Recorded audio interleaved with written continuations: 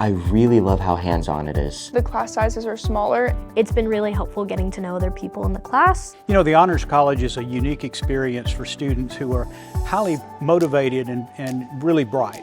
And it gives them the opportunity to do things that perhaps the average student wouldn't have the opportunity to do. You're surrounded by a community of students who really want to invest themselves into their academics.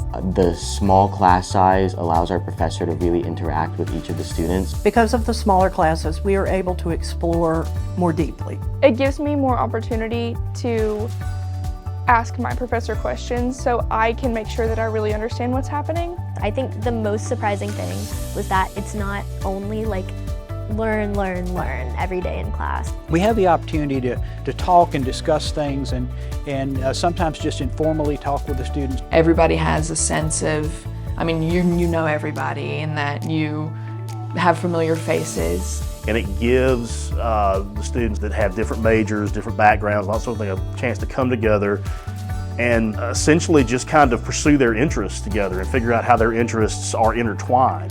The Honors College experience has allowed me to branch out from just studying courses related to my major. The Honors College is helping me academically because these classes are a new, fresh perspective and a way to learn with other classmates that share that academic hunger.